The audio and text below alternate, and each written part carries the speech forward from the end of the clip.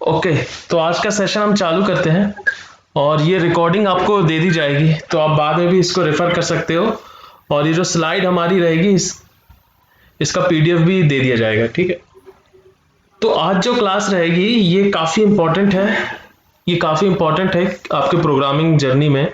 चाहे आप कोई सी भी लैंग्वेज आए आपको, चाहे आपको पाइथन आती हो तो भी ये चीज़ सीखना ज़रूरी है, या आपको सी आती, C++ आती, जावा आती, कोई भी प्रोग्रामिंग लैंग्वेज अगर आपको आती है तो आज जो हम कॉन्सेप्ट सीखने वाले हैं वो कॉन्सेप्ट बहुत अच्छा होना बहुत ज़रूरी है। Okay, so let's start. आज हम क्या सीखने वाले हैं? आज हम देखने वाले हैं कि फंक्शंस क्या होते हैं। ओके, तो मैं इसे रियल वर्ल्ड एग्जांपल से पहले रिलेट करूंगा, फिर उसके बाद हम प्रोग्रामिंग में घुसेंगे, ठीक है।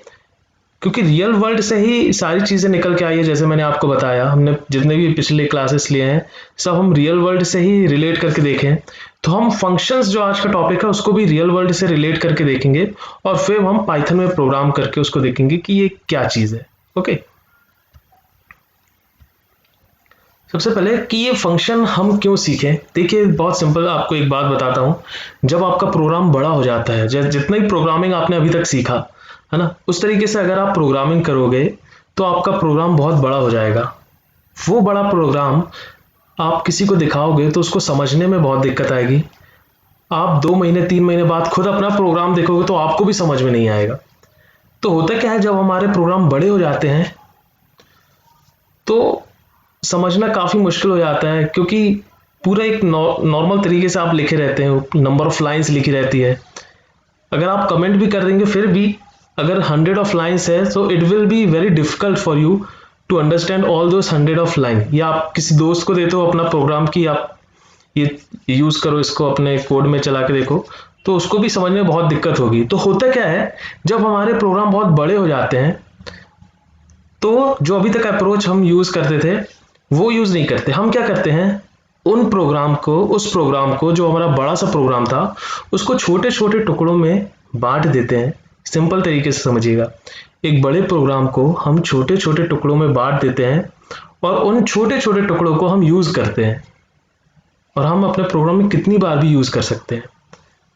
तो फंक्शन क्या करता है, वो छोटा सा टुकड़ा जो था हमारा एक बड़े प्रोग्राम का छोटा सा टुकड़ा, उसी को फंक्शन हम कहते हैं। क्या होता है, क्या कैसे ये काम करता है, इसको प्रोग्राम में लिखते कैसे, वो सब हम डिटेल में देखने वाले हैं।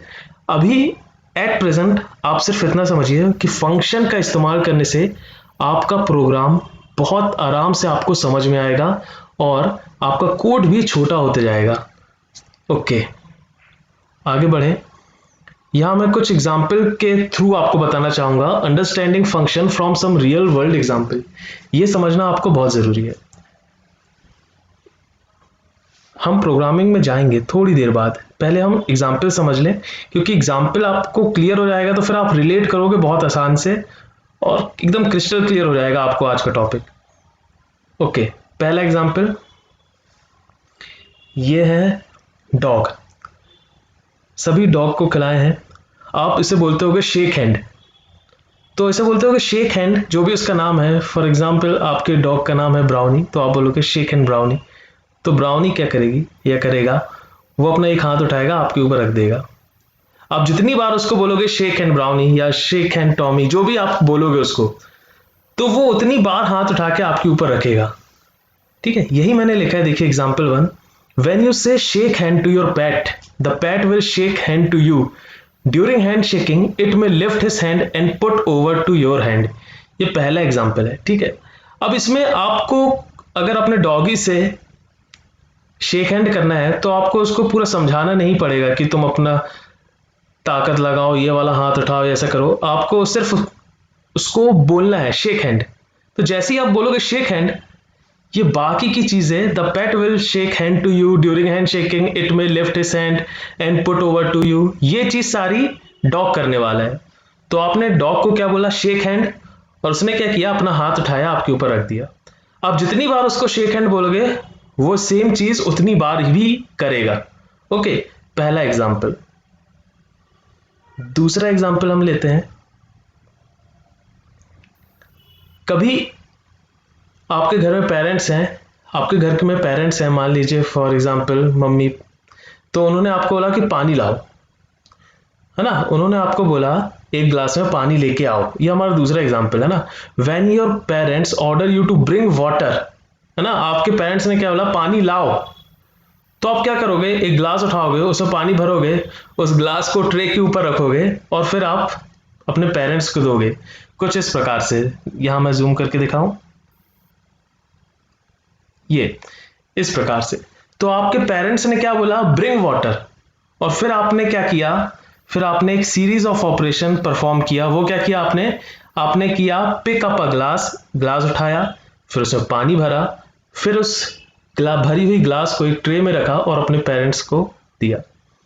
तो यहां पे हमने क्या बोला, ब्रिंग वाटर, आपके पेरेंट्स ने आपको क्या बोला, ब्रिंग वाटर। पहले वाले एग्जाम्पल में आप बोले थे शेक हैंड, तो जो भी था आपका डॉगी वो आप शेक हैंड कर रहा था। यहां आपकी मम्मी बोल रही हैं कि पानी लाओ, तो फिर आप ये सारे ऑपरेशन परफॉर्म करोगे, ग्लास उठाओगे, पानी भरोगे, फिर ग्लास को ट्रे में रखोगे और दे दोगे। ठीक है, आगे देखें तीसरा एग्जाम्पल। तीसरा एग्जाम्पल आपके, फॉर एग्जाम्पल मान लीजिए आपके पापा या आपके दोस्त ने बोला कि ये नोट की गड्डी काउंट करके बताओ। ठीक है, assume your parents give you a bundle of note and ask you to count notes. ठीक, आपको बंडल दिया गया है, हो सकता है 500 का रहे, 1000 का, किसी का भी रहे, वो मैटर नहीं करता। मैटर ये करता है कि आपको एक बंडल दिया गया है और आपसे बोला जा रहा है कि इसे काउंट करो, काउंट नोट्स। तो आप क्या करोगे, आप नोट लोगे पहले उनसे, वो बंडल लोगे, काउंट करोगे और वापस कितना नंबर आया है उसका, मान लीजिए आप उसके उस बंडल में 100 नोट थे, तो आप बोल दोगे कि पापा इसमें 100 नोट है ना। तो आपने क्या किया, पापा ने आपको बोला काउंट नोट और आपको बंडल दिया, आपने वो बंडल लिया, काउंट किया और काउंटिंग के बाद जो भी नंबर आया, जितने नोट भी हैं, उतना वापस पापा को आपने बताया। ठीक है, तो ये तीसरा एग्जाम्पल था। इसमें जो हम कभी भी आपको कोई बोलेगा काउंट नोट, तो आप यही ऑपरेशन परफॉर्म करोगे, चाहे आपका दोस्त बोले, चाहे मम्मी बोले, चाहे कोई भी बोले, किसी ने भी आपको काउंट नोट बोला, तो सबसे पहले आपको तो नोट चाहिए, नोट की गड्डी चाहिए जिसको काउंट करना है। तो आप उनसे मांगोगे कि मुझे दो गड्डी दो, नोट की गड्डी दो जिसको मैं काउंट करूं। अगर गड्डी नहीं दोगे तो मैं किसको काउंट करूंगा, है ना। तो जैसे ही उन्होंने आपको गड्डी दिया, आपने उनको काउंट किया और वापस बता दिया कि इतने नोट है इसमें। ठीक, ये हमारा तीसरा एग्जाम्पल था। चौथा एग्जाम्पल बहुत फनी एग्जाम्पल है, लेकिन समझने के लिए आज का कॉन्सेप्ट बहुत ज़रूरी एग्जाम्पल है। आपको कई बार घर में बोला होगा कि मटर छीलने को, है ना, जब हमारे पास टाइम नहीं रहता, या तो आपको खाली देख के आपके घर वाले बोल देते हैं कि यार मटर ही छील लो, है ना। तो ये एग्जाम्पल थोड़ा सा फनी है, लेकिन समझने के लिए बहुत ज़रूरी है। तो इसमें क्या है, piling of the P, English में हमने इसको लिखा ताकि सुनने में थोड़ा अच्छा लगे। ठीक है, और ब्रैकेट में मैंने लिख दिया मटर छीलना, ताकि आपको समझ में आ जाए कि पीलिंग ऑफ द पी का मतलब होता है मटर छीलना। ओके, तो यहाँ पे आपकी मॉम ने कहा कि पील ऑफ द पी, है ना, मतलब ये लो मटर छीलो। तो क्या करोगे आप बोलोगे ठीक है मुझे मटर दो, और फिर आप क्या करोगे, उसे छील के वापस रख दोगे। ठीक है, तो यहां जो पीलिंग, अब देखो आपको मैं बताता हूं शुरू के 4 एग्जाम्पल जो है। तो पहला एग्जाम्पल में आपने आप डॉग को बोला कि शेक हैंड। ठीक है, तो ये एक फंक्शन का एग्जाम्पल हुआ। जैसे ही आप शेक हैंड बोलोगे, जो भी आपका डॉग ही था एक सीरीज ऑफ चीजें परफॉर्म करने लगेगा। दूसरे एग्जाम्पल में आपके पेरेंट्स बोल रहे थे कि ब्रिंग वाटर, पानी लेके आओ। ठीक है, तो आप गए, आपने गिलास में पानी भरा और लाके उनको दे दिया। तो यहाँ ब्रिंग वाटर था, ये एक फंक्शन है। ओके, रियल वर्ल्ड फंक्शन है, प्रोग्रामिंग फंक्शन में हम आने वाले हैं। ठीक है, पहले रियल वर्ल्ड देख लें। तीसरे एग्जाम्पल में आपके दोस्त या आपके पापा ने बोला काउंट नोट, तो यहाँ पे जो बोल्ड मैंने करके रखा है काउंट नोट, तो काउंट नोट जो होगा ये एक फंक्शन हो गया, रियल वर्ल्ड फंक्शन। जितनी बार भी आपसे काउंट नोट बोला जाएगा आप वही चीज परफॉर्म करोगे, गड्डी लोगे, काउंट करोगे, वापस बता दो। चौथा एग्जाम्पल रहा मटर छीलने वाला। तो आपकी मम्मी जितनी बार भी बोलेगी मटर छीलने को, तो आप मटर लोगे, छीलोगे, वापस छिली हुई मटर उस डब्बे में या उस बर्तन में रख दोगे। तो ये सारे हमारे रियल वर्ल्ड फंक्शन थे। तो आपको समझना होगा कि फंक्शन कुछ अलग चीज नहीं है। सबसे पहले आपको ये समझना होगा फंक्शन कोई अलग चीज नहीं है, ये आपके रियल वर्ल्ड, आपकी लाइफ से ही आई है। फॉर एग्जाम्पल अगर मैं मूवी की बात करूं, तो मूवी हमारी रियल वर्ल्ड से ही तो बन के मूवी बनती है।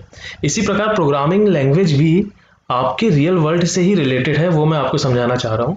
तो जो आपका फंक्शन होता है वो आप रियल वर्ल्ड में ऐसे बहुत सारे फंक्शन आप देख सकते हो जो आप रोज इस्तेमाल करते हो। फॉर एग्जाम्पल किसी ने आपको बोला ओपन द डोर, तो आप क्या करोगे, उठ के जाओगे, दरवाजा खोलोगे और फिर उसको अंदर आने दोगे, फिर बंद करोगे। तो कुछ ऐसे सेंटेंस होते हैं जो सुनने के बाद आप परफॉर्म करते हो कुछ एक्शन, है ना। तो इस प्रकार के जो वर्ड्स होते हैं, इस प्रकार के जो सेंटेंस होते हैं, उन्हीं को फंक्शन बोला जाता है रियल वर्ल्ड में। ठीक है, तो आई होप आपको फंक्शन का मतलब रियल वर्ल्ड वाला समझ में आया होगा, और ये 4 एग्जाम्पल मैंने इसीलिए लिया था। अब हम थोड़ा और डीप एनालिसिस करते हैं। ठीक है, कोई भी फंक्शन में इनपुट और आउटपुट होता है, कैसे वो देखें। ये आपका फंक्शन था, फंक्शन को कुछ वैल्यू चाहिए। ठीक है, फंक्शन में take some value as input. For example लेके आपको बताता हूं ताकि आपको क्लियर हो।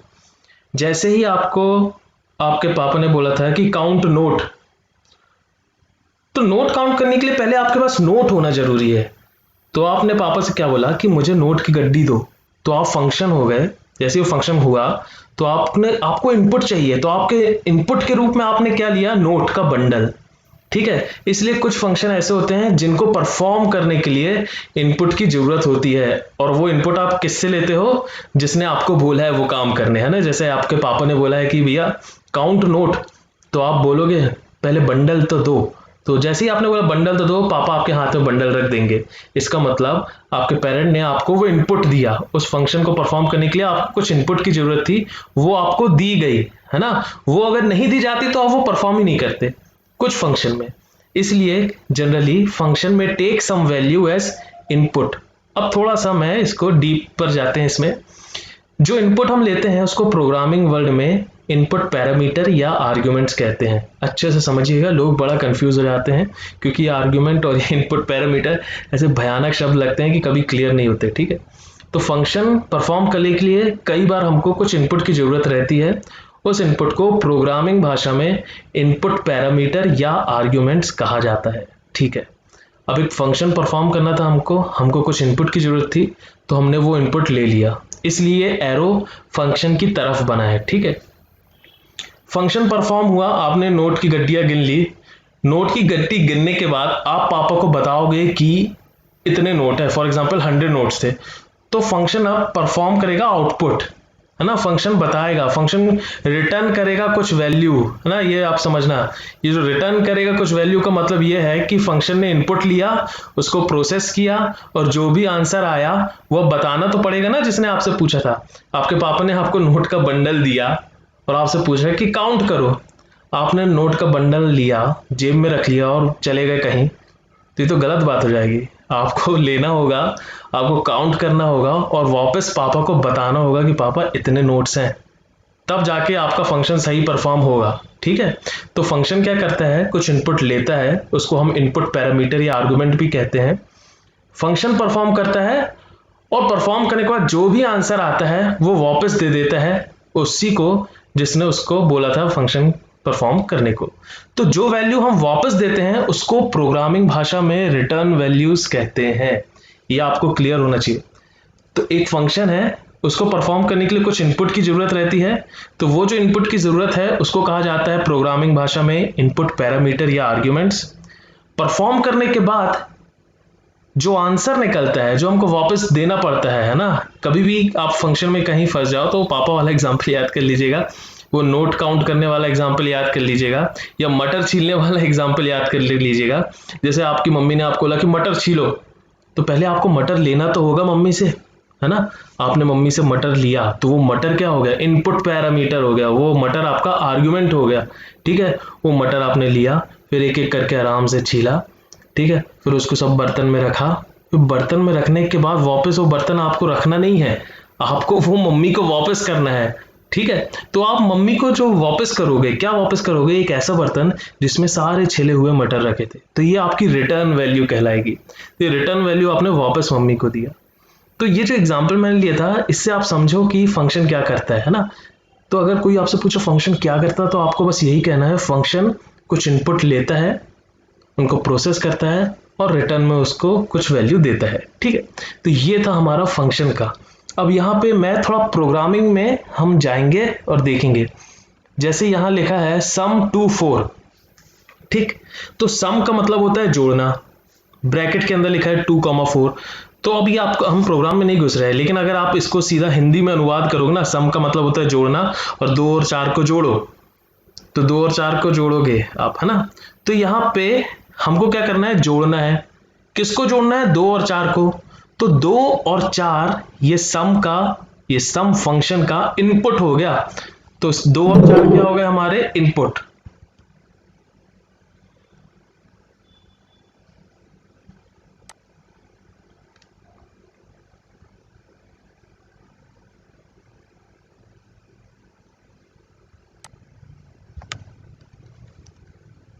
हाँ, तो हम कहाँ थे, यहाँ पे थे। तो ये 2 और 4 क्या हो गए हमारे सम फंक्शन के इनपुट। तो याद रखना, इनपुट हमेशा ब्रैकेट के अंदर लिखा जाता है। ये अभी हम डिटेल में पढ़ने वाले हैं, अभी आप बस इतना समझिए कि 2 और 4 इनपुट हो गए।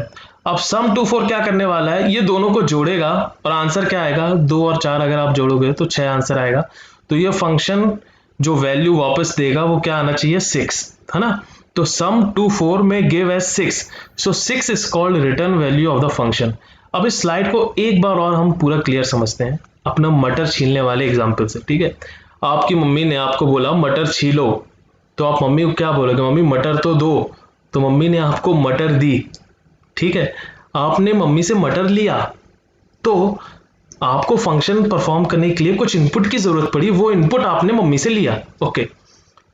आपने फिर एक एक करके सारी मटर छीली, तो ये आप परफॉर्म कर रहे हो अपना फंक्शन।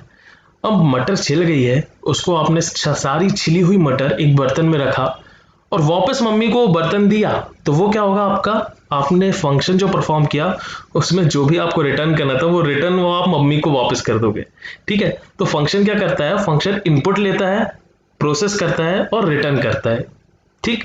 यहां पे हमने एक एग्जांपल देखा, ओके। तो फंक्शन इनपुट लेता है, प्रोसेस करता है, रिटर्न करता है, ठीक है। यहां पे मैंने एक समरी लिखी, देखो मैंने तुमको 4 एग्जांपल बताया था। जब आप कुत्ते से बोल रहे थे, डॉग से बोल रहे थे शेक हैंड करने, तो शेक हैंड करने इसलिए कुत्ते कुत्ते को किसी चीज की जरूरत थी क्या, नहीं। आप कुत्ते को कुछ दे रहे थे क्या, नहीं। इसलिए वहां पे इनपुट वैल्यू हमको कुछ भी नहीं चाहिए थी, कुत्ते को कुछ नहीं चाहिए आपसे, आप बस बोल दो शेक हैंड, वो शेक हैंड कर देगा। और कुत्ता आपको कुछ दे भी नहीं रहा था, कहीं से कुछ लाके आपको दे नहीं रहा था। इसलिए कुत्ते वाले एग्जाम्पल में, डॉग वाले एग्जाम्पल में हमको कोई भी, है ना, ये हमेशा आपको डॉग की नजर से देखो। तो डॉग की नजर से अगर आप देखोगे तो आपने बोला कि शेक हैंड, तो क्या डॉग को किसी चीज की जरूरत है आपसे कि आप मुझे ग्लास दो, कुछ दो, नहीं। आपने उसको शेक हैंड बोला, ठीक है, वो परफॉर्म कर देगा, उसको कोई इनपुट किसी चीज की जरूरत नहीं है, और उसको कोई आउटपुट भी कहीं से लाके वो कुछ आपको नहीं दे रहा है ना। तो शेक हैंड वाला जो फंक्शन था, हमारा शेक हैंड वाला जो फंक्शन था कुत्ते वाला, उसमें कुत्ते को कोई इनपुट की जरूरत नहीं है और कुत्ता हमें कुछ भी अलग से ला के नहीं दे रहा है, इसलिए इनपुट वैल्यू भी नॉट रिक्वायर्ड, आउटपुट वैल्यू भी नॉट रिक्वायर्ड, ठीक है। अब दूसरा एग्जाम्पल तो जो था जिसमें मम्मी आपको बोल रही थी कि पानी लेके आओ, तो पानी लेके आओ बस बोली ना मम्मी, मम्मी ने आपको बोला कि पानी लेके आओ। मम्मी ने आपको ग्लास नहीं दिया, मम्मी ने आपको पानी नहीं दिया, आपको सिर्फ कमांड दिया कि भाई पानी लेके आओ। तो वहां आपको किसी भी इनपुट वैल्यू की जरूरत नहीं थी, ठीक है। इसलिए यहां पे लिखा है इनपुट वैल्यू नॉट रिक्वायर्ड। लेकिन आप ला के मम्मी को पानी तो दे रहे हो ना, और ग्लास में दे रहे हो, कहीं से दे रहे हो, कुछ नई चीज ला के दे रहे हो, तो वहां पे आप आउटपुट में क्या दे रहे हो, ग्लास ऑफ वाटर, ठीक है। ये मैंने बनाया ताकि आपको समझ में आए कि कुछ फंक्शन में इनपुट की जरूरत पड़ती है और कुछ में नहीं पड़ती है। कुछ फंक्शन आउटपुट देते हैं और कुछ फंक्शन आउटपुट नहीं देते हैं, ठीक है। तीसरा एग्जांपल जो था हमारा काउंट नोट वाला, आपके पापा ने कहा कि इस नोट को काउंट करो, तो आपको काउंट करने के लिए नोट की गड्डी की तो जरूरत पड़ेगी ना, बिना गड्डी के आप किसमें नोट क्या काउंट करोगे बताओ। इसलिए आपको इनपुट वैल्यू की जरूरत थी और इनपुट वैल्यू हमारी क्या थी, बंडल ऑफ नोट्स, ठीक है। काउंट करने के बाद आपको पापा को वापस करना था वो सारे नोट्स, ठीक है। अगर नोट नहीं करोगे या काउंट करके नहीं बताओगे तो बहुत सारी उल्टी सीधी चीजें हो सकती हैं, इसलिए वहां भी आपको आउटपुट वैल्यू की जरूरत थी, आपने आउटपुट दिया, इसलिए हमने यहां लिखा है कि इनपुट भी जरूरत थी और आउटपुट भी जरूरत थी, ठीक है। चौथा एग्जाम्पल जो था पील ऑफ द पी, मटर छीलने वाला, तो मैंने आपको बता दिया कि मटर छीलने की भी जरूरत थी, तो आपको मटर की जरूरत थी पी विथ कवर्स, और आपने उसको प्रोसेस किया और वापस क्या दे दिया उनको, छिला हुआ मटर, है ना। यहाँ के गलत हो गया मेरा, उसको मैं स्लाइड दूंगा तो करेक्ट करके दूंगा, बाकी समझ जाना। पी मतलब होता है, जिनको नहीं मालूम मैं बता देता हूँ, वैसे मालूम होगा सभी को, तो पी मतलब होता है मटर, ठीक है। तो हमारी ये जो 4 फंक्शन थे, तो आप कॉन्सेप्ट बनाओ ना। कॉन्सेप्ट क्या है आपका, कुछ फंक्शन को इनपुट की जरूरत रहती है, कुछ फंक्शन को इनपुट की जरूरत नहीं रहती है। कुछ फंक्शन आउटपुट में कुछ देते हैं, कुछ फंक्शन आउटपुट में कुछ भी नहीं देते, ठीक है। तो ये आपका कॉन्सेप्ट बन गया, ओके। अब हम पाइथन में जाते हैं। पाइथन में फंक्शन कैसे क्रिएट करते हैं। देखो, आप ये अच्छे से सीख लोगे ना, मैं आपको बता रहा हूं, आप कोई भी प्रोग्रामिंग लैंग्वेज उठा लो, सबका सिंटेक्स पता होना चाहिए, बाकी कॉन्सेप्ट यही लगने वाला है। कोई भी प्रोग्रामिंग लैंग्वेज हो तो आप कॉन्सेप्ट बिल्ड करो, ठीक है। पर्टिकुलर प्रोग्रामिंग लैंग्वेज सीखने का मतलब ये है कि आपको कॉन्सेप्ट बिल्ड होना चाहिए। आपका कॉन्सेप्ट अगर है अच्छा, तो आपको दूसरी प्रोग्रामिंग लैंग्वेज में कोड करने में कोई दिक्कत नहीं आएगी, बिलीव मी, ओके। तो syntax of creating function Python, Python में आपको फंक्शन कैसे क्रिएट करना है। तो सबसे पहले आपको DEF लिखना होता है। DEF का मतलब होता है डेफिनेशन का शॉर्ट फॉर्म, ओके। DEF लिखना होता है, फिर आपको फंक्शन का नाम देना होता है। एक मिनट में पेन उठा लेता हूं, यह है हमारा पेन, और यह हमारा पेन, ये हमारी स्लाइड, और ये ओके फाइन। तो ये हमारा, हम फंक्शन क्रिएट कर रहे हैं पाइथन में, ओके। तो पाइथन में फंक्शन कैसे क्रिएट होता है, सबसे पहले आपको DEF लिखना होता है। DEF लिखने के बाद आपको बताना होता है फंक्शन का नाम, ठीक है। तो फंक्शन का नाम हम ऐसा देते हैं जैसा उसका काम हो, ठीक। फिर आर्ग्यूमेंट्स मतलब ब्रैकेट आपको लगाना पड़ता है यहाँ पे, इस प्रकार के ब्रैकेट, और ब्रैकेट लगाने के बाद जो भी इनपुट वैल्यू लिखना है वो हम यहाँ लिखते हैं, ये हम डिफाइन कर रहे हैं, ठीक। अभी करके देखेंगे तो और क्लियर होगा। तो क्या लिखना रहता है आपको, DEF लिखना रहता है। DEF मतलब हम फंक्शन को डिफाइन करने वाले हैं, ठीक है। फिर फंक्शन का नाम देना होता है, फिर ये ब्रैकेट लगाने पड़ते हैं, और अंदर जो भी लिखना है, अगर इनपुट चाहिए उस फंक्शन को तो इनपुट हम यहाँ लिखते हैं, नहीं चाहिए रहता है तो हम खाली छोड़ देते हैं, ठीक। हम देखेंगे अभी क्लियर क्या होगा, है ना, हम करने वाले हैं क्लियर। फिर उसके बाद जो भी स्टेटमेंट एग्जीक्यूट करना है वो हम इसके अंदर लिखते हैं, ओके। तो इस प्रकार से ये जो सिंटेक्स होता है आपका पाइथन में, इस तरीके से फंक्शन को लिखा जाता है। एक मिनट,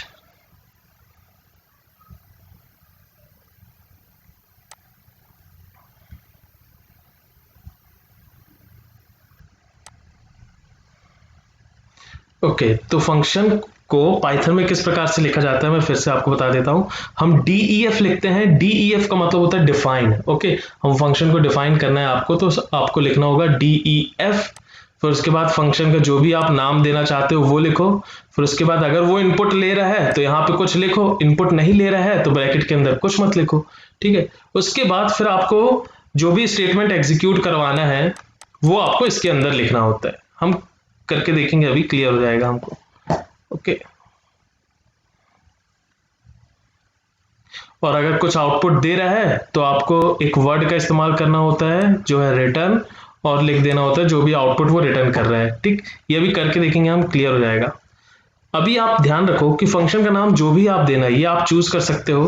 फंक्शन का नाम आपके ऊपर रहता है कि आपको फंक्शन का क्या नाम देना है, लेकिन हमेशा ऐसा नाम देना, हमेशा ऐसा नाम देना कि जो बताए उसकी वर्किंग, ओके। फंक्शन का नाम हमेशा इस प्रकार का देना जो बताए उसकी वर्किंग, कि वो फंक्शन करने क्या वाला है, ठीक। आर्ग्यूमेंट्स क्या होता है मैंने आपको बता चुका था, वो वापस लिख दिया हूं ताकि नोट्स आपके पास रहे। तो आर्ग्यूमेंट्स क्या होता है, आर्ग्यूमेंट वो वैल्यू होती है जो फंक्शन लेता है उस टास्क को परफॉर्म करने के लिए, ठीक है। इनपुट कह लो आप। तीसरा देखो, every function take some input, take some values as input. कुछ इनपुट चाहिए रहता है, वो उसको प्रोसेस करता है, ठीक है। प्रोसेस करने के बाद आउटपुट दे देता है, तो वो जो आउटपुट देता है उसी को रिटर्न वैल्यू भी कहते हैं। हम कितनी बार देख चुके एक ही चीज, ठीक है। फंक्शन क्या करता है, इनपुट लेता है, प्रोसेस करता है और रिटर्न कर देता है कुछ, ठीक। रिटर्न करने को ही हम आउटपुट कहते हैं। मम्मी ने आपसे बोली मटर छीलो, आपने मम्मी से मटर लिया, छीला, और मम्मी को छिली हुई मटर वापस कर दिया, ओके। तो छिली हुई मटर जो हुई वो हमारी रिटर्न वैल्यू हो गई, क्लियर, ओके। कुछ फंक्शन को इनपुट की जरूरत नहीं भी रहती है, जैसे आपने कुत्ते को बोला था, आपने डॉगी को बोला था कि शेक हैंड, तो शेक हैंड करने के लिए आपको उसको कुछ टॉफी नहीं देना है या कुछ चॉकलेट लेके नहीं देना है कि वो जब आप चॉकलेट दोगे तभी वो शेक हैंड करेगा। आपको सिर्फ बोल देना है शेक हैंड, है ना। तो कुत्ते को शेक हैंड करने के लिए कोई इनपुट की जरूरत नहीं रहती, वो ऐसे ही शेक हैंड कर देता है। इसलिए कुछ फंक्शन ऐसे होते हैं जिनको इनपुट की जरूरत नहीं रहती है। जिनको इनपुट की जरूरत नहीं रहती है उसके अंदर हम कुछ भी नहीं लिखते हैं। Okay fine. अब आपको हम प्रोग्रामिंग में थोड़ा बताते हैं। ये हम बचपन में नहीं, मतलब पिछले कुछ दिनों से आपकी जो क्लास चल रही है उसमें आपने देखा है कि दो नंबर को किस प्रकार से ऐड किया जाता है। ठीक है, तो हमने एक वेरिएबल लिया a इज इक्वल टू 2, दूसरा वेरिएबल लिया b इज इक्वल टू 3, तीसरा वेरिएबल लिया c is equal to a plus B, और चौथी लाइन में हमने क्या किया, उसको प्रिंट करा दिया। तो ये था आम तरीका। ओके, ये था आम तरीका, आम प्रोग्रामिंग जो आपको अभी तक आती है। सेम फंक्शन, सेम चीज से सारा कार्य ये जो हमने किया, इसको आप फंक्शन में कैसे करोगे, तो देखो वो हमने बताया। इसको मैं करके बताता हूं आपको।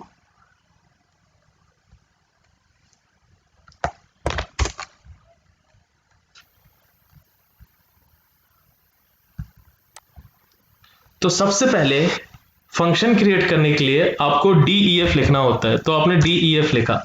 फिर आपको फंक्शन का नाम लिखना होता है। तो मैंने आपको बताया कि फंक्शन का नाम ऐसा दो जो वो फंक्शन क्या कर रहा है ये चीज बता पाए। ओके, तो हम क्या कर रहे हैं, हम दो नंबर को जोड़ रहे हैं, तो मैं इसका नाम दे देता हूं ऐड टू।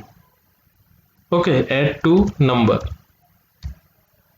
ठीक है, तो ये उसका नाम हो गया। अब ऐड नंबर को ऐड करने के लिए नंबर की भी तो जरूरत पड़ेगी। ऑब्वियस सी बात है, नंबर को अगर आपको ऐड करना है तो नंबर की तो जरूरत पड़ेगी। आपको नोट अगर काउंट करना है तो नोट की जरूरत तो पड़ेगी। तो कितने नंबर की जरूरत पड़ेगी अगर आपको दो नंबर काउंट करना है? ऑब्वियस सी बात है, दो नंबर की जरूरत पड़ेगी। ठीक है, तो पहला नंबर मैं लिख दे रहा हूं num1 और दूसरा नंबर लिख दे रहा हूं num2। ये आप कुछ भी लिख सकते हो या आपके ऊपर है। ठीक है, आपको दो वैल्यू की जरूरत पड़ेगी, इसलिए पहली वैल्यू मैंने यहां लिखा, ये नाम आप कुछ भी दे सकते हो। ओके, और दूसरी वैल्यू की जरूरत भी पड़ेगी, इसलिए कॉमा लगाने के बाद मैंने यहाँ पे दूसरी वैल्यू लिखा। और याद रखिए यहाँ पे फिर सेमीकोलन लगाते हैं। ठीक है, फिर आप नीचे आ जाओ, नीचे आ जाओ। जैसे ही आप एंटर करोगे तो ये स्पेस अपने आप इधर आएगा। ठीक है, तो ये डिलीट करके यहाँ वापस मत आ जाना। इसको, ये जो स्पेस यहाँ पे हम आ गए हैं, इसको पाइथन में इंडेंटेशन बोला जाता है, इंडेंटेशन। ठीक है, ओके, जैसे ही आप एंटर करोगे आप चार स्पेस, या तो आप डायरेक्ट यहाँ आ जाओ, अगर आप आइडियली यूज कर रहे हो तो आप 4 बार स्पेस बार दबाओ तो आप यहाँ आ जाओगे। ठीक है, तो ये जो स्पेस होती है, ये खाली स्पेस, याद रखिएगा, ये खाली स्पेस को इंडेंटेशन बोला जाता है या इंडेंट बोला जाता है। ये क्या होता है, ये चार वैल्यू 4 बार स्पेस दबाओगे तो आप यहाँ पहुंच जाओगे, या तो एक बार कीबोर्ड में जो टैब बटन होती है उसको दबाने पे आप यहाँ पहुंच जाओगे। ओके, तो यहाँ पहुंच गए तो आपको लिखना है कि भैया ये करने क्या वाला है।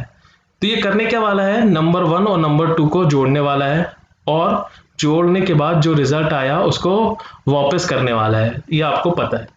तो हमने तीसरा वेरिएबल ले लिया num3, और हम num1 और num2 को जोड़ देंगे। जोड़ने के बाद रिजल्ट को वापस भी तो करना है, जोड़ के रख लोगे तो क्या मतलब। तो यहाँ पे रिजल्ट किसमें स्टोर हो रहा है, num3 में। तो ये फंक्शन जो हम रिटर्न करवाएंगे, ये फंक्शन जो आउटपुट देगा वो क्या देगा, num3। लेकिन बताने के लिए कि num3 हमारा आउटपुट है, आपको एक शब्द का इस्तेमाल करना होता है पाइथन में, वो शब्द का नाम है रिटर्न। ओके, तो आपको लिखना होगा रिटर्न num3। ठीक, तो ये हमने फंक्शन बना लिया। तो आप देखो, ये हमने जो फंक्शन बनाया है ये क्या कर रहा है, ये दो नंबर को ऐड कर रहा है, इसलिए मैंने इसका नाम ऐसा दिया है कि फंक्शन का नाम देख के ही किसी को समझ में आ जाए कि ये दो नंबर को ऐड कर रहा है। ओके, दो नंबर को ऐड कर रहा है तो इसे दो इनपुट की भी जरूरत होगी। तो यहाँ पे हमने पहला इनपुट लिख दिया, या आप कुछ भी लिख सकते हो, याद रखिए कुछ भी आप लिख सकते हो। ठीक है, ये तो वेरिएबल का एक नाम है। ओके, कॉमा दूसरी वैल्यू, तो ये दो वैल्यू लेगा, इसलिए ये स्मॉल ब्रैकेट के अंदर मैंने दो num1, है ना, एक बार num1 लिखा हूं और एक बार num2। ठीक है, तो नाम क्या है हमारे फंक्शन का, ऐड टू नंबर। इनपुट क्या है, num1 num2। फिर num1 और num2 क्या हो रहे हैं, ऐड, और ऐड होने के बाद रिजल्ट कहां जा रहा है, num3। फिर हम ये फंक्शन क्या कर रहा है, जो भी num3 है उसको आउटपुट में दे रहा है। ठीक है, ये हो गया फंक्शन डेफिनेशन। तो आपने प्रोग्राम लिखा, उसमें एक फंक्शन क्रिएट कर लिया। ठीक है, अब इस फंक्शन को यूज कैसे करेंगे। ठीक है, तो हमने एक फंक्शन को क्रिएट किया है, अभी उसको यूज नहीं किया। तो यूज करने का क्या तरीका है, आपको फंक्शन का नाम लिखना होगा। देखो जैसे ही मैंने ए दबाया, पाईचार्म ने मुझे सजेशन दे दिया कि कौन सा यूज करना है। तो ये तो हमने क्रिएट किया था, इसलिए मैंने ये सेलेक्ट कर लिया। अब ऐड टू नंबर के बाद देखो ये यहाँ पे खुद बोल रहा है कि num1 और num2 हमको दो। ओके, तो मैं num1 दे देता हूँ 5, num2 दे देता हूँ 6। ठीक है, तो ये फंक्शन जब मैं कॉल करूंगा तो इसका आंसर क्या आएगा, 5 और 6 जोड़ोगे तो अब क्या आएगा 11। उस 11 को मैं किसी दूसरे वेरिएबल में असाइन कर देता हूं सी। ओके, एक एक लाइन का मतलब आपको पता रहना चाहिए। तो हमने क्या लिया, ऐड टू नंबर, और उसको हमने असाइन कर दिया सी में।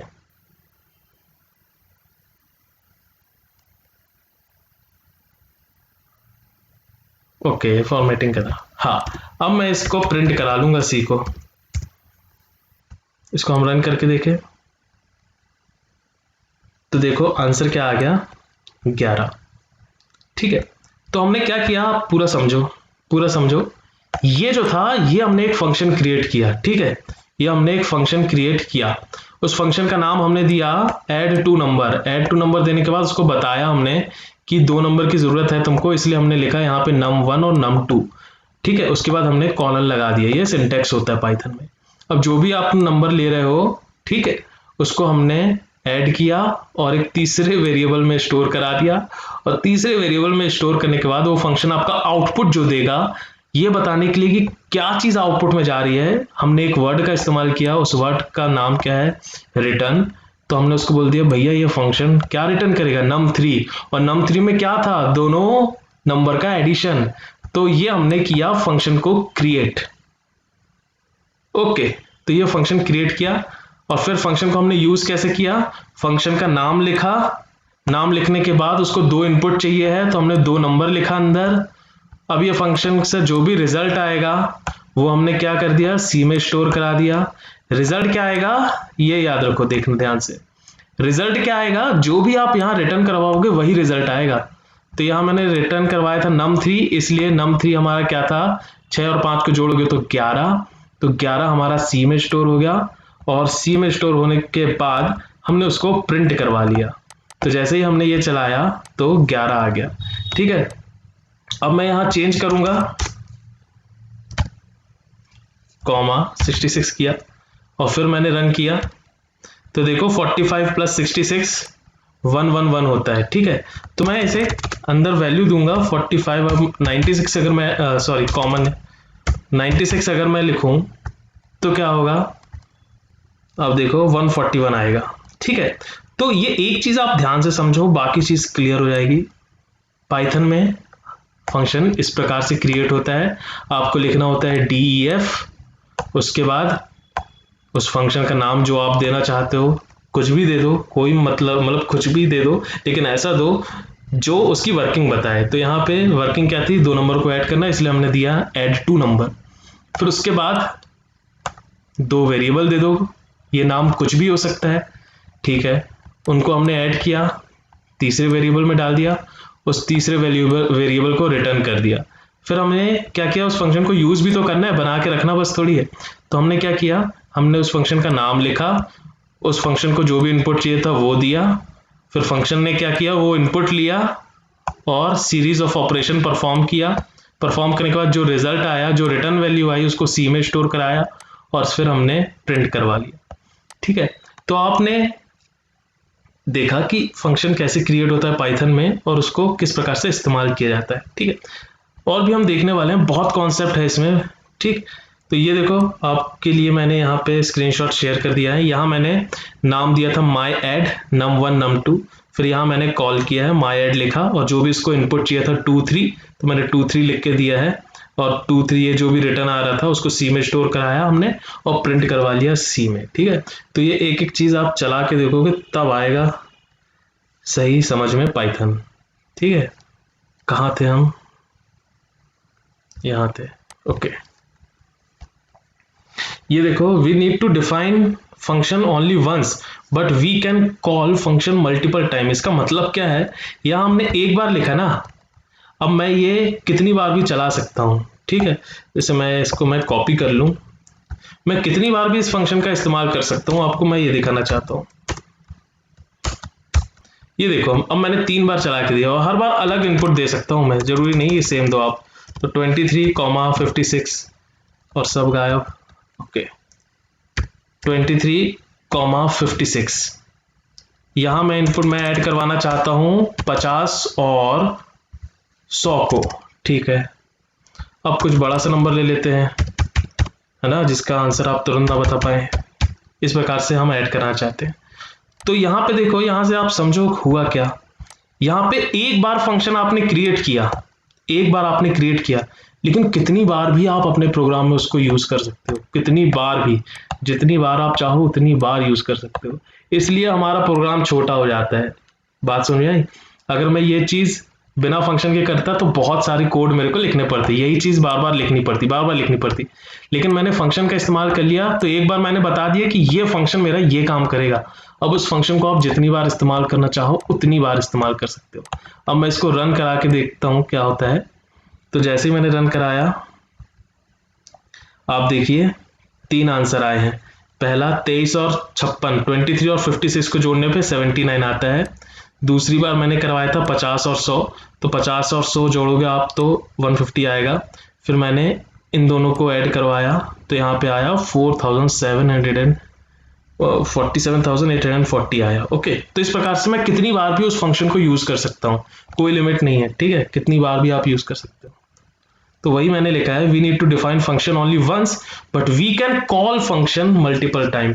आप कुत्ते को कितनी बार भी बोलोगे ना शेक हैंड, तो आप वो शेक हैंड करेगा, लेकिन आपको उसे पहले बताना होगा शेक हैंड का मतलब क्या है, ठीक है। आपको कुत्ते को एक बार सिखा देना, अपने डॉगी को एक बार सिखा देना शेक हैंड, तो अब कितनी बार भी आप उसको बोलोगे ना शेक हैंड, वो आपको शेक हैंड करके बताएगा, ठीक है। तो ये फंक्शन हमारा होता है।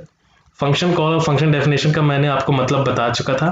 फंक्शन क्या करने वाला है वो लिखने को कहते हैं फंक्शन डेफिनेशन, और फंक्शन को यूज करने को हम कहते हैं फंक्शन कॉल, ठीक। वही इस स्लाइड में लिखा है, और कुछ ऐसा नया कुछ नहीं है ये। ओके तो ये अगली स्लाइड में हमने देखो सेम जो भी आपको समझाया उसी का स्क्रीनशॉट मैंने यहाँ शेयर किया है। तो यहाँ पे मैंने कमेंट भी डाल दिया है, आप देखो, creating function is also called function definition. तो ये फंक्शन डेफिनेशन हो गई। फिर using function usage is also called function call. तो यहाँ हमने फंक्शन को कॉल कर लिया, ठीक है। तो अब थोड़ा प्रोग्रामर जैसा फील आप लाओ, है ना, प्रोग्रामर जैसा फील लाओ। फंक्शन को लिखने को आप ये नहीं बोलो कि फंक्शन हमने लिख दिया, या इसको आप थोड़ा सा अच्छे से बोलो कि हमने फंक्शन को डिफाइन कर दिया। ओके, तो ये थी फंक्शन डेफिनेशन, और यहाँ फंक्शन हमने यूज कर लिया। तो यूज करने को थोड़ा सा प्रोग्रामिंग लैंग्वेज में इस प्रकार से बोला जाता है, हमने फंक्शन को कॉल कर लिया, ठीक। तो हमने कितनी बार कॉल किया, 3 बार कॉल किया, एक यहाँ पे, एक यहाँ पे और एक यहाँ पे, ठीक है। तो कितनी बार भी आप कॉल कर सकते हो, फाइन। ये देखो कितने अच्छे से मैंने स्क्रीनशॉट आपको शेयर किया है। तो ये हमारी फंक्शन डेफिनेशन हो गई, ये हमारा फंक्शन कॉल हो गया। तो कभी कंफ्यूज आप नहीं रहोगे कि फंक्शन डेफिनेशन क्या होती है, फंक्शन कॉल क्या होता है। फंक्शन क्या करने वाला है ये बताने को कहते हैं फंक्शन डेफिनेशन, और फंक्शन को यूज करने को बोला जाता है फंक्शन कॉल। ओके,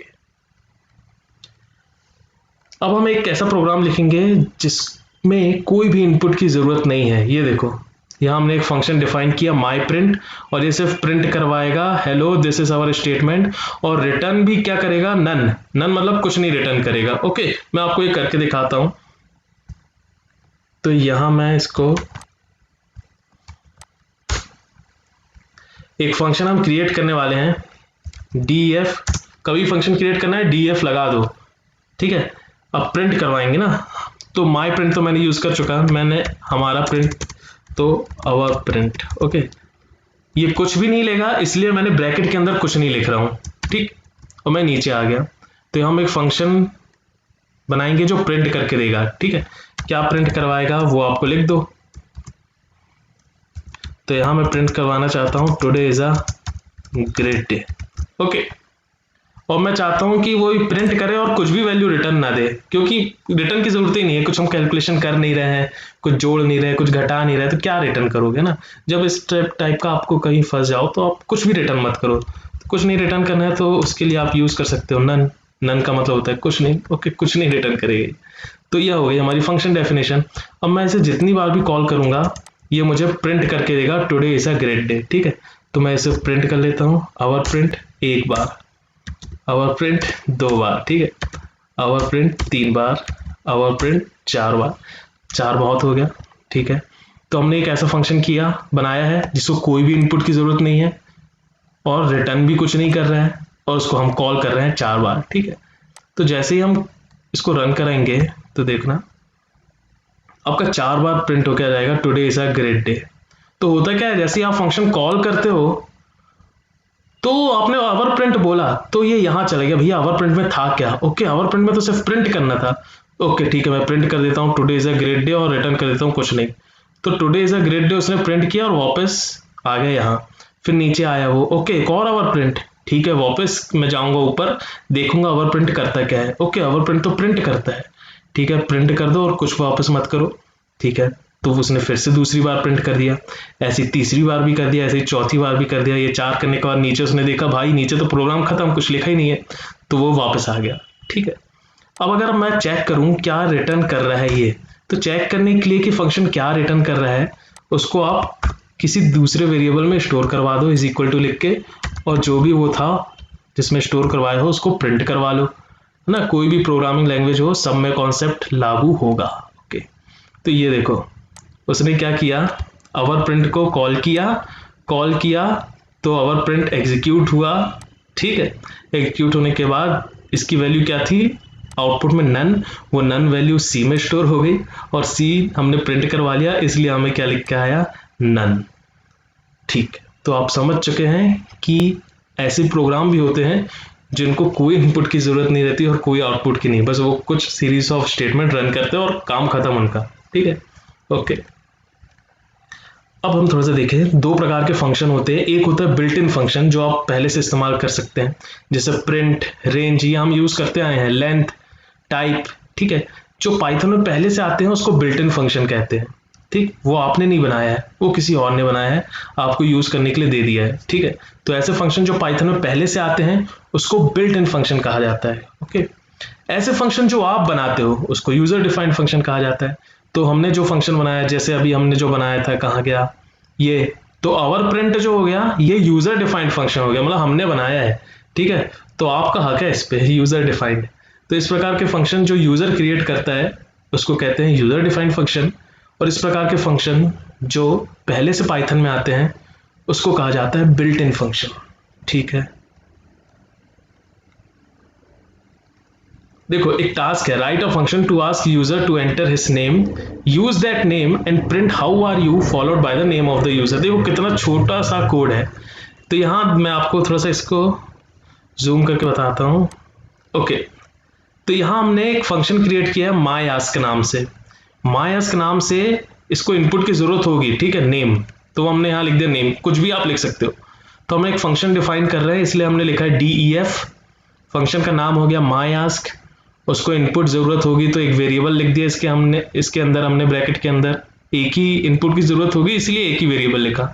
दो इनपुट की जरूरत रहती तो कॉमा लगा के मैं एक और वेरिएबल लिखता, तीन इनपुट की जरूरत रहती तो कॉमा लगा के एक और वेरिएबल लिखता, इतना सरल है, ठीक है। तो एक ही वेरिएबल की जरूरत थी इसलिए ब्रैकेट के अंदर मैंने एक ही चीज लिखी। फिर मुझे प्रिंट करवाना है हाउ आर यू, और जो भी यूजर देगा वो नेम में स्टोर हो जाएगा और वो नेम यहाँ प्रिंट हो जाएगा। तो मैं अगर लिखूंगा माई आस्क विवेक तो प्रिंट होकर आएगा how are you Vivek, okay. यहां मैं लिखूंगा माई आस्क मनोज तो ये लिख के आएगा how are you Manoj, okay. तो ये एक छोटा सा एग्जांपल था जिसमें हम एक इनपुट ले रहे थे, ठीक, और इनपुट को प्रोसेस करके आउटपुट दे रहे थे, ओके। यहां मैंने देखो आपको बता चुका है हो क्या रहा है। जैसे ही मैं माई आस्क विवेक लिखता हूं तो ये विवेक जाता है नेम में स्टोर हो जाता है, ये नेम में स्टोर होने के बाद यहाँ आ जाता है, तो यहाँ पे प्रिंट क्या करेगा ये हाउ आर यू विवेक, ठीक है। तो ये होता है हर बार, माई आस्क जो भी इनपुट वैल्यू थी वो यहाँ चली जाती है और यहाँ जाने के बाद ये जहाँ भी यूज हो रही है वहाँ यूज होती है, और हमारा इस तरीके से प्रोसेसिंग होती है। ठीक, आगे बढ़े। Write a function to convert inch to foot. ठीक है, इंच को ये फुट में कन्वर्ट करता है। ठीक, तो देखो मैं कॉन्सेप्ट पे ध्यान दो आप। इस प्रकार के हजार प्रॉब्लम करने का मतलब नहीं है, आप एक प्रॉब्लम करो लेकिन आपके कॉन्सेप्ट बिल्ड होने चाहिए। तो हम एक फंक्शन क्रिएट करना चाहते हैं जो इंच को फुट में कन्वर्ट करे। ओके, तो पहले फॉर्मूला पता होना चाहिए कि इंच फुट में होता कैसे है ना। तो 12 इंच मिलके 1 फुट बनता है। ठीक, तो हम जो भी आपकी इंच में वैल्यू रहेगी उसको अगर आप 12 से डिवाइड कर दोगे तो आपका क्या बन जाएगा, फुट। ये फॉर्मूला होता है। ठीक, इंच को फुट में कन्वर्ट करने का क्या फॉर्मूला होता है वो लिखा है सामने। जो भी इंच की वैल्यू है उसको 12 से भाग दे दो, 12 से डिवाइड कर दो, तो जो आंसर आएगा वो फुट रहेगा। ओके, इसको मैं जूम कर देता हूं। ये आप रन करके दिखाना, रन करके देखना है ना, इसमें हम अपना समय वो यूज नहीं करेंगे, ये आप, इसलिए मैंने आपको स्क्रीनशॉट दे दिया। तो देखो DEF मतलब डिफाइन किया हमने एक फंक्शन, उस फंक्शन का नाम ऐसा दो जो वो काम बताए उसका। ओके, तो मैंने लिखा है इंच टू फुट। ठीक है, अब ये फंक्शन को इनपुट तो चाहिए ना, इसको बताना तो पड़ेगा ना कितने इंच को कन्वर्ट करना है, इसलिए मैंने ब्रैकेट के अंदर लिख दिया इंच। या आप कुछ भी वेरिएबल का नाम ले सकते हो, लेकिन मैंने ऐसा दिया कि मतलब पता रहे। ओके, तो हमने यहाँ लिख दिया इंच। अब ये क्या करेगा, एक दूसरा वेरिएबल हम क्रिएट कर रहे हैं फुट नाम से, और फुट क्या करेगा, इंच को डिवाइड करेगा 12 से और जो वैल्यू आएगी अपने में स्टोर करवा लेगा। ठीक है, फिर हम प्रिंट करवा रहे हैं इंच इस, है ना, यहाँ आएगा इंच इस और जो भी फुट में था वो, और रिटर्न कर दो फुट। तो जैसे ही आप यहाँ करोगे इंच टू फुट 54, तो ये आपका प्रिंट करके देगा 54 इंच इज, और 54 को 12 से जो भी डिवाइड करोगे वो फुट में स्टोर होगा, दिस मच फुट। ओके, तो ये मैं देखो कितनी बार भी फंक्शन कॉल कर सकता हूं। ओके, ये आप करके देखना, एक फंक्शन है ये जो इंच को फुट में कन्वर्ट कर रहा है, ये मैंने आपको दे दिया। ठीक, तो आपको क्या करना रहता है, सिर्फ फॉर्मूले का यूज करना रहता है, और सिंपल है, बहुत सिंपल कुछ। ओके,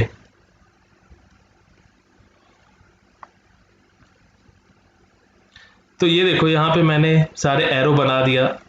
तो हुआ क्या, इसको भी थोड़ा सा जूम करके आपको मैं बता देता हूँ।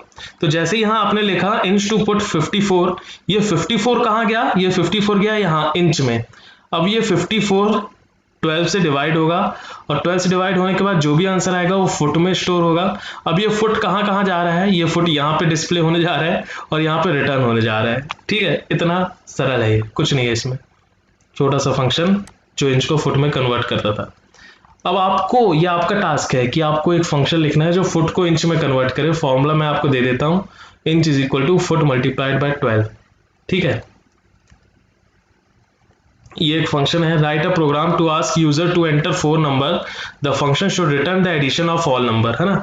तो यहाँ मैं आपको जूम करके दिखा देता हूँ। यहाँ हमने एक फंक्शन बनाया DEF माई सम, इसको 4 वैल्यू चाहिए, इसलिए मैंने लिख दिया num1 num2 num3 num4, फिर कॉलन लगा दिया।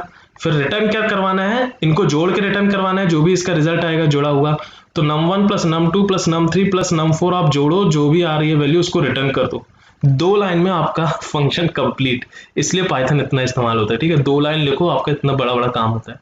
अभी और भी हम देखने वाले हैं।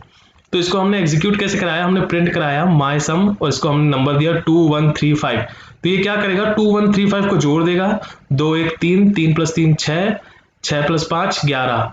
ठीक है, तो जो भी इसका आंसर आएगा, क्या आया आंसर 11, उसको ये प्रिंट कर देगा, तो प्रिंट 11 आ जाएगा। ठीक है, 11 आंसर आएगा। इसी प्रकार दूसरी बार आप कॉल करोगे, इनपुट वैल्यू आप चेंज कर दोगे, तो 24 51 54 56 इन चारों को जोड़ने पे जो रिजल्ट आएगा उसको वो प्रिंट करवा देगा।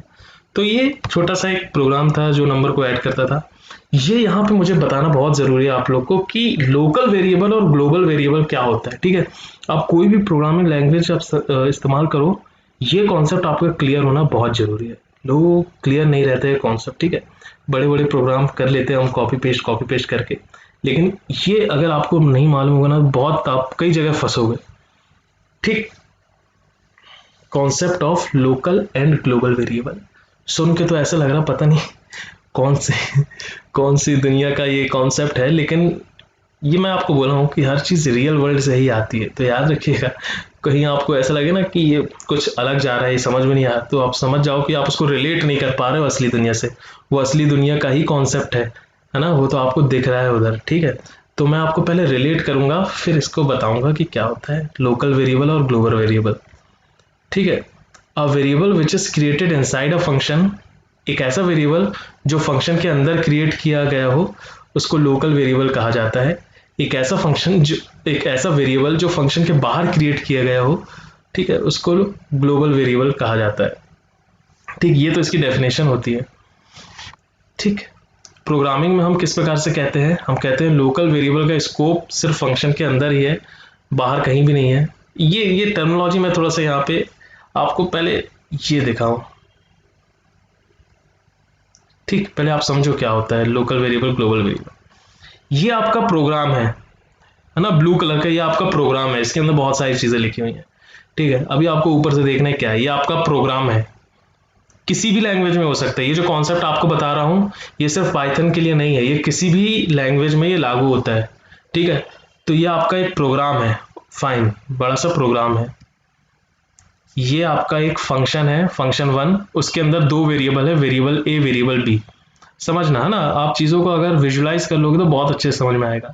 एक प्रोग्राम है, उसके अंदर एक फंक्शन है, फंक्शन वन नाम से, उसके अंदर दो वेरिएबल यूज हुए हैं, वेरिएबल ए और वेरिएबल बी, ठीक है। इसी प्रकार से दूसरा फंक्शन है, फंक्शन टू नाम से, और उसके अंदर दो वेरिएबल स्टोर हुए हैं, वेरिएबल सी और वेरिएबल डी, ठीक है। तो ये जो वेरिएबल ए और वेरिएबल बी है ये फंक्शन वन के अंदर थे, ठीक है। फंक्शन के अंदर है वेरिएबल, इसलिए ऐसे वेरिएबल को हम कहेंगे लोकल वेरिएबल। ओके, तो ये लोकल वेरिएबल इसलिए है क्योंकि वो फंक्शन के अंदर है, फंक्शन के अंदर तो सी और डी भी है, इसीलिए सी और डी भी हमारे क्या हो गए लोकल वेरिएबल, लेकिन किसके, फंक्शन टू के, ठीक है। तो लोकल वेरिएबल आपको समझ में आ गया। लोकल वेरिएबल ऐसे वेरिएबल होते हैं जो फंक्शन के अंदर ही डिफाइन होते हैं, बाहर नहीं। एग्जाम्पल ऑफ लोकल वेरिएबल देखिए, यहां हमने एक फंक्शन लिया है माई ऐड करके, तो नम वन और नम टू है ना, तो देखो यहां मैंने लिखा भी है ना, ये शीट आपके पास रहेगी, पढ़ लेना, ठीक है। यहां पे हमने एक फंक्शन क्रिएट किया माई ऐड नाम से, ठीक। फिर इसके फंक्शन के अंदर कौन सा वेरिएबल क्रिएट किया हमने, रिजल्ट नाम से, ओके। तो रिजल्ट एक वेरिएबल है जो फंक्शन के अंदर ही हमने क्रिएट किया है, इसलिए रिजल्ट जो है आपका, रिजल्ट वेरिएबल जो है आपका, ये लोकल वेरिएबल रहा, ठीक है। आप करके देखना इसको, here result is the local variable, we can not access the result variable outside the function, try to print result, ये कोड आप लेना और प्रिंट रिजल्ट करना, तो आपको एरर आ जाएगा। इसका मतलब भैया हमें तो मालूम ही नहीं है, रिजल्ट तो उस फंक्शन के अंदर ही बस है, बाहर तो उसका दुनिया में कोई अस्तित्व नहीं है ना। जैसे एग्जांपल मैं आपको देता हूं, जैसे आपने वो बहुत फेमस डायलॉग सुना होगा, क्या तो था वो डायलॉग, हाँ ठीक है, इसको इसको इस प्रकार से समझो, जो कुत्ता होता है, आज कुत्ते का पूरा कुत्ते कुत्ते पे रहा, तो जो कुत्ता होता है वो अपने घर में ही शेर होता है, ठीक है। बाहर जाने पे वो तो उसको कोई जानता भी नहीं, ठीक है, लोग उसको लात मारते हैं, कोई नहीं जानता उसको। तो कुत्ते का जो अस्तित्व है ना वो उसके घर में ही है। तो इसी प्रकार ये रिजल्ट जो वेरिएबल था, ये जो लोकल वेरिएबल था ना, उसका जो अस्तित्व है वो उस फंक्शन के अंदर ही है, बाहर नहीं है, ठीक है। बाहर तो रिजल्ट नाम का कोई जानता भी नहीं कि भाई रिजल्ट होता क्या है, ठीक। इतना सा कॉन्सेप्ट था इसका लोकल वेरिएबल का। तो कभी भी लोकल वेरिएबल आपको दिमाग में आए ना, तो आप ये याद रखिएगा, लोकल वेरिएबल मतलब ऐसा कुत्ता जो घर में रहता है और अपने आप को शेर समझता है, लेकिन बाहर जाता है तो उसकी कोई वैल्यू नहीं है, ठीक है। तो लोकल वेरिएबल क्या रहता है, ऐसे ऐसे कुत्ते मतलब ऐसे वेरिएबल रहते हैं जो सिर्फ फंक्शन के अंदर ही डिफाइन होते हैं, ओके। ग्लोबल वेरिएबल क्या होते हैं, अरे भाई ऐसे वेरिएबल जो फंक्शन के अंदर डिफाइन होंगे, तो लोकल वेरिएबल जो बाहर डिफाइन होंगे वो ग्लोबल वेरिएबल। इतना सा कॉन्सेप्ट है, ठीक है। तो ये कॉन्सेप्ट बताने के लिए मैंने इतना बढ़िया सा इमेज आपके लिए तैयार किया था। तो यहाँ मैंने बाहर एक वेरिएबल ई करके क्रिएट किया है, आपको जूम करके दिखाता हूँ, ये देखो वेरिएबल ई करके क्रिएट है नीचे। तो ये फंक्शन वन और फंक्शन टू दोनों से बाहर में है, इसलिए हम इसको कहेंगे ग्लोबल वेरिएबल है। ये कहीं भी इस्तेमाल हो सकता है, ये मतलब शेर है, ठीक है, शेर घर में भी रहे, अपने गुफा में रहे तो भी शेर रहता है, और बाहर आ जाए तो भी शेर रहता है। ठीक है, तो लोकल वेरिएबल वो कुत्ता हो गया जो अपने घर में रह के अपने आप को शेर समझता था, बाहर उसको कोई नहीं जानता। ग्लोबल वेरिएबल असली शेर हो गया। ठीक है, वो चाहे गुफा में रहे, चाहे किसी के घर में रहे, चाहे जंगल में रहे, कहीं भी रहे, ग्लोबल वेरिएबल शेर होता है, उसको हर कोई जानता है। ठीक है, ये हमने बता दिया। ओके, ये देखो, ये मैंने इमेज डाल दिया था ताकि कभी भी आपको लोकल वेरिएबल और ग्लोबल वेरिएबल में अगर आपको अंतर पता करना है तो आप ये देख लो। ठीक है, ये क्या कह रहा है, अपने घर में कुत्ता भी शेर रहता है। ठीक है, कुत्ता भी शेर होता है, लेकिन शेर हर जगह शेर होता है। तो ये जो यहाँ संजू बाबा जो थे, ये आपको ग्लोबल वेरिएबल और लोकल वेरिएबल का अंतर समझा रहे थे, लेकिन उन्होंने शब्दों का इस्तेमाल दूसरा किया। ठीक है, तो आज जाके आपको इसका मतलब समझ में आया है। ठीक है, वाह। ठीक है, यहाँ पे आपको प्रोग्रामिंग में थोड़ा सा बता देता हूँ। ये देखो, यहाँ हमने एक फंक्शन क्रिएट किया डेफ माई ऐड करके। तो यहाँ पे आप समझ जाओगे, यहाँ पे ये जो ए और सी है ना, ये फंक्शन के बाहर हमने इनको क्रिएट किया है, इसलिए ए और सी आपके ग्लोबल वेरिएबल हुए, क्योंकि फंक्शन के बाहर है। ठीक है, ये देखो लिखा भी है मैंने, here A is the global variable, you can see that we have created it outside the function. Okay, a global variable can be used either inside the function, है ना, वही वाली बात है। ग्लोबल वेरिएबल शेयर होता है, वो function के अंदर भी इस्तेमाल हो सकता है, फंक्शन के बाहर भी इस्तेमाल हो सकता है। ये रन करके देखना है ना, बहुत मजेदार है ये ग्लोबल वेरिएबल और लोकल वेरिएबल का कॉन्सेप्ट।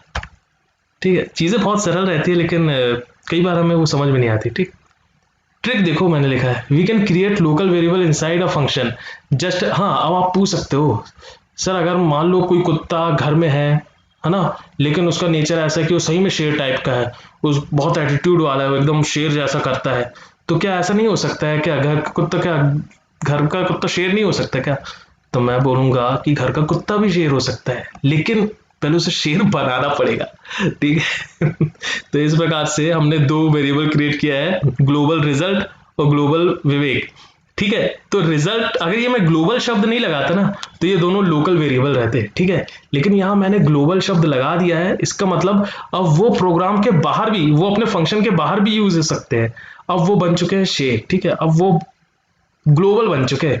ग्लोबल का मतलब आप पूरे प्रोग्राम में कहीं भी उनको इस्तेमाल कर सकते हो। तो किसी फंक्शन के अंदर अगर कोई वेरिएबल है और उस वेरिएबल को आपको ग्लोबल बनाना है, तो आपको सिर्फ उस वेरिएबल के सामने ग्लोबल लिखना होता है, और आपका जो रहता है वो वेरिएबल ग्लोबल वेरिएबल बन जाता है। ठीक है, बहुत अच्छी बात रही। अब ये टास्क आता है। ठीक है, ये कोड है ना, ये कोड आपको शीट में मिल जाएगा, आज के पीपीटी में आपको मिल जाएगा। ये आपको क्या करना है, आपको ये सारा रन करके देखना है। देखो, create 4 function with name, 4 function बनाओ, चारों का नाम मैंने लिख दिया है, move left, move right, move forward, move backward. ठीक है, और जब भी हम मूव लेफ्ट को कॉल करें तो लिख के आए मूविंग लेफ्ट, है ना, प्रिंट होके क्या आए, मूविंग लेफ्ट। मूव राइट को कॉल करें तो प्रिंट होके आए मूव राइट। मूव फॉरवर्ड को कॉल करें तो प्रिंट होके आए मूविंग फॉरवर्ड। और मूव बैकवर्ड अगर हमने कर दिया तो लिख के आए मूविंग बैकवर्ड। ठीक है, ये मैंने आपको बना के दे दिया है ना, आप लोग परेशान होने की जरूरत नहीं है, आप लेकिन समझो इसको। फिर मैं आपको यहां देखो, यहां हमने डिफाइन किया मूव लेफ्ट को, तो जब भी ये इसको कोई बुलाएगा ना, मूव लेफ्ट ना, शेक हैंड तो मूव लेफ्ट जैसे हमने लिखा तो क्या करेगा, प्रिंट मूविंग लेफ्ट, और कुछ नहीं रिटर्न करेगा। अगर मैं उसको बुलाऊंगा मूव राइट तो प्रिंट कर देगा मूविंग राइट, ये भी रिटर्न कुछ नहीं करेगा। तो इस प्रकार से हमने 4 फंक्शन क्रिएट कर लिया, move left, move right, move forward, move backward. ठीक, अब उनको जितनी बार कॉल करूंगा मैं उतनी बार वो लिख के प्रिंट करेंगे। लेकिन यहाँ पे मैं एक चीज आपको आज एक नया कॉन्सेप्ट बताना चाहता हूँ, जो कहना चाहिए वो असली ताकत है पाइथन की। ठीक है, यहाँ पे देखो, मैं चाहता हूँ कि मूव लेफ्ट यहाँ मैंने लिखा, अब मैं चाहता हूँ 1-1 सेकंड के बाद प्रिंट होके आए। तो यहाँ पे आपको इंपोर्ट करना होगा टाइम, यहाँ पे आपको ऊपर एक लाइन जोड़नी होगी, इंपोर्ट टाइम, है ना, इसका मतलब हम टाइम का इस्तेमाल करने वाले हैं। ठीक है, फिर आपको देखो, आपको मैंने यहाँ लिखा, यहाँ फंक्शन को कॉल कर रहे हैं हम, किस प्रकार से कॉल कर रहे हैं, पहले हमने लिखा मूव लेफ्ट। तो मूव लेफ्ट जैसे आप बोलोगे, है ना, जैसे आप शेक हैंड बोलते हो तो कुत्ता हाथ रख देता है, जैसे आप मूव लेफ्ट बोलोगे तो प्रिंट होके आएगा मूविंग लेफ्ट, फिर 1 सेकंड तक कुछ नहीं लिखा रहेगा, फिर उसके बाद लिख के आएगा मूविंग राइट, फिर 1 सेकंड तक कुछ नहीं होगा, फिर इसके बाद लिखा रहेगा मूविंग फॉरवर्ड, फिर 1 सेकंड तक कुछ नहीं होगा, फिर लिख के आएगा मूविंग बैकवर्ड, फिर 1 सेकंड तक कुछ नहीं होगा। तो यहाँ जो टाइम डॉट स्लीप है ना, ये क्या कर रहा है, आपका 1 सेकंड का टाइम डिले दे रहा है। 1 सेकंड तक स्लीप, स्लीप मतलब सो जाता है आपका प्रोग्राम, उसको कुछ नहीं करना। अगर ये लाइन आपने लिख ली ना, टाइम डॉट स्लीप, और आपको ब्रैकेट में बता देना है कि भैया कितने सेकंड सोना है, तो यहाँ आप अगर 1 लिख दोगे तो 1 सेकंड तक कुछ नहीं करेगा प्रोग्राम। तो ये क्या कर रहा है, मूव लेफ्ट को बुला रहा है, फिर 1 सेकंड के लिए सो जाता है, मूव राइट को बुलाता है, फिर 1 सेकंड के लिए सो जाता है, मूव फॉरवर्ड को बुलाता है, फिर 1 सेकंड के लिए सो जाता है, फिर मूव बैकवर्ड को बुलाता है, फिर 1 सेकंड के लिए सो जाता है। ठीक है, तो ये प्रोग्राम हमारा इस प्रकार का काम करता है। हाँ, ये जो था, ये जो मैं आपको बताऊंगा ना अब, ये है रियल पावर जो आपको सीखना है। ठीक है, जो आपको सीखना है, अगर आपको एक अच्छा प्रोग्रामर बनना है, ऐसा प्रोग्रामर जो कुछ भी कर सके, तो आपको ये आना ही चाहिए। फंक्शन आपने देख लिया पाइथन में कैसे क्रिएट होता है, कैसे इस्तेमाल होता है, इनपुट क्या होता है, आउटपुट क्या होता है, कितनी बार भी इस्तेमाल कर सकते हो, ग्लोबल वेरिएबल क्या होता है, लोकल वेरिएबल क्या होता है, सारी इंफॉर्मेशन आ गई आपकी। ठीक है, बहुत अच्छी बात है। लेकिन ये जो मैं अब आपको बताने वाला हूँ ना, अगर आपको ये नहीं मालूम तो समझ लो अब एक समुद्र में एक बहुत सी एक बूंद बस पता है आपको। ठीक है, अब हम थोड़ा सा ज़्यादा सीखने वाले। ये जो चीज़ है, ये ऐसी चीज़ है सिर्फ 2 लाइन की। ठीक है, लेकिन ये इतना ज़्यादा इस्तेमाल होता है, इतना ज़्यादा, अगर आप रियल वर्ल्ड प्रोजेक्ट में काम करने वाले हो ना, तो आपको ये कहीं ना कहीं इस्तेमाल करना ही होगा, अब जो मैं आपको बताने वाला हूँ। ठीक है, इसलिए मैंने इस स्लाइड को इतना फोकस करके लिखा है, let me show you the real power of function. अभी तक फंक्शन आपने डिफाइन किया था। ओके, फंक्शन आपने डिफाइन किया था, और जो फंक्शन पहले से पाइथन में आते हैं वो आप यूज करते थे, जैसे प्रिंट हो गया ना, तो आप बिल्ट इन फंक्शन यूज करना होता था तो बिल्ट इन फंक्शन यूज करते थे, और खुद के फंक्शन बनाना होता था तो खुद के फंक्शन यूज करते थे। लेकिन आप सोचो, आप यहां बैठे हो, आपका एक फ्रेंड है या एक बंदा है जो यूएस में है, उसने कोई फंक्शन क्रिएट किया है, उसका फंक्शन ऐसा है कि कुछ करता है, बहुत अच्छा सा कुछ करता है, आप चाहते हो कि उसके फंक्शन को खुद में इस्तेमाल कर लो, तो पाइथन आपको ये सहूलियत प्रदान करता है, आप किसी और का फंक्शन अपने कोड में इस्तेमाल कर सकते हो। वही हम सीखने वाले हैं, वही बहुत इंपॉर्टेंट है ना। अगर ये चीज़ नहीं होती तो पाइथन इतना फेमस नहीं होता, चीज़ें इतनी आसान नहीं होती। चीज़ें पाइथन में आसान इसलिए ही है क्योंकि बहुत सारी दुनिया में ऐसे लोग हैं जो अपने कोड में दिन भर कोड बनाते रहते हैं और एक फंक्शन क्रिएट करते हैं, और आपको बोल देते हैं कि ये फंक्शन ऐसा काम करेगा, तो आपको कुछ नहीं करना, आपको सिर्फ उनका फंक्शन इस्तेमाल करना है। कोई डिफाइन करने की फंक्शन की जरूरत नहीं है, आपको सिर्फ फंक्शन कॉल करना है। ठीक है, फॉर एग्जाम्पल देता हूँ, जैसे मान लो आपके घर में एक कुत्ता है, आज कुत्ते पे हम पूरा फोकस रखेंगे। ठीक है, आपके घर में एक कुत्ता है, या किसी आपके दोस्त के घर में एक कुत्ता है। ठीक है, आपके दोस्त के घर में एक कुत्ता है, तो उस दोस्त ने उस कुत्ते को सिखाया होगा शेक हैंड करना। ठीक है, अब आप गए उसके घर, या आप यहीं बैठे हो, उसने स्पीकर चालू कर दिया, तो आप यहां से ही बोलोगे ना शेक हैंड, तो वो शेक हैंड करने लगेगा। ठीक है, तो यही पावर है फंक्शंस की। लोग पूरी दुनिया भर में कहीं भी दूसरे कोने में बैठ के फंक्शन क्रिएट करते हैं, और आप क्या करते हो, सिर्फ उन फंक्शन को अपने प्रोग्राम में बुलाते हो और इस्तेमाल करते हो। ठीक है, ये हम देखने वाले हैं, इसलिए पूरा फोकस रहिएगा। बहुत छोटा कॉन्सेप्ट है लेकिन बहुत ज़रूरी कॉन्सेप्ट है। वही मैंने लिखा, वी कैन यूज, और ये देखो थोड़ी यूजर लिख दिया, we can use other programmers function also. Okay, तो यहाँ मैं आपको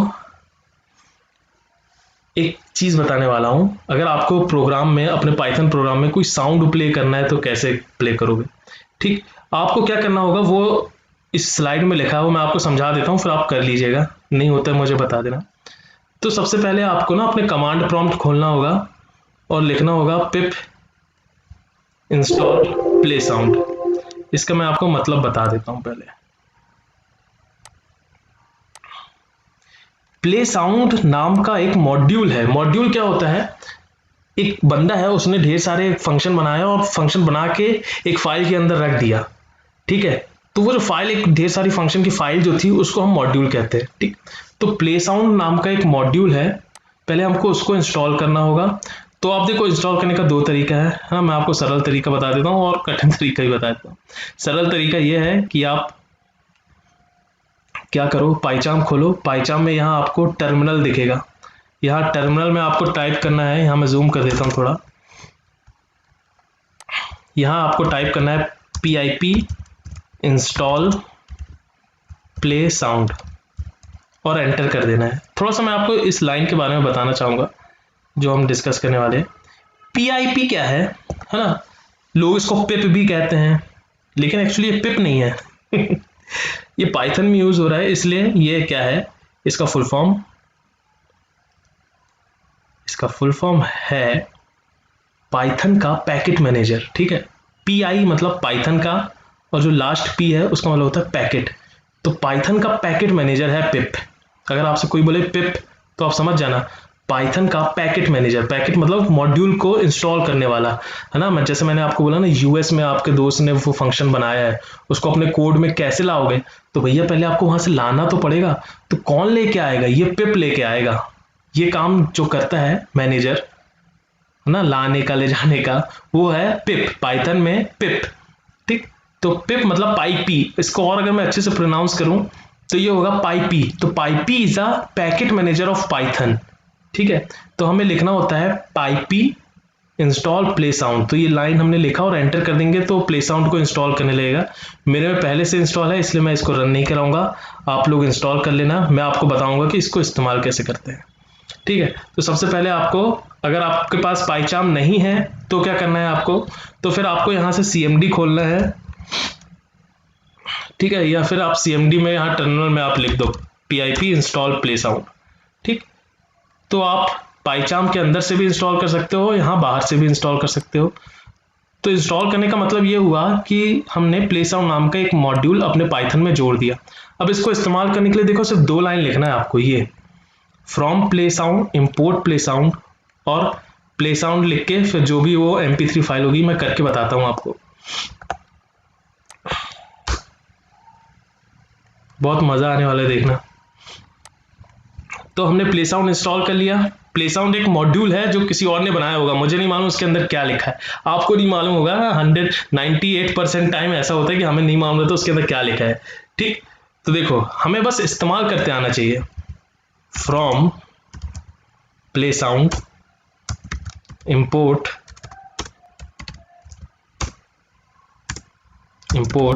प्ले साउंड। ठीक, हमने ये लाइन लिखा, ये लाइन ने क्या किया, प्ले साउंड से इंपोर्ट कर लिया प्ले साउंड। अब मैं इस प्ले साउंड को कहीं भी यूज कर सकता हूँ। तो नाम ही देखो, नाम बता रहा है कि भैया साउंड प्ले करना है, तो प्ले साउंड लिखूंगा मैं, और यहाँ पे मैं लिखूंगा जो साउंड मुझे प्ले करना है।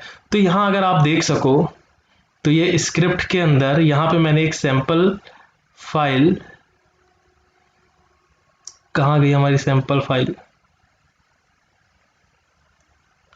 ओके यहाँ पे कहाँ चली गई, sample.mp3 करके फाइल। देखो अगर मैं यहाँ पे, मुझे वो फाइल लिखना है ना जिसको प्ले करना है, तो उसका नाम मैं लिख दूंगा sample.mp3। ठीक है, और इसको रन करा दूंगा तो प्ले हो जाएगा, लेकिन अभी इस फोल्डर में नहीं है, इसलिए वो शायद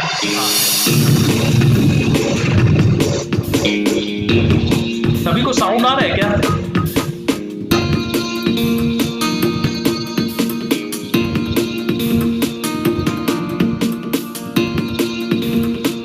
मुझे बताओ सभी को साउंड आ रहा है? Yes sir.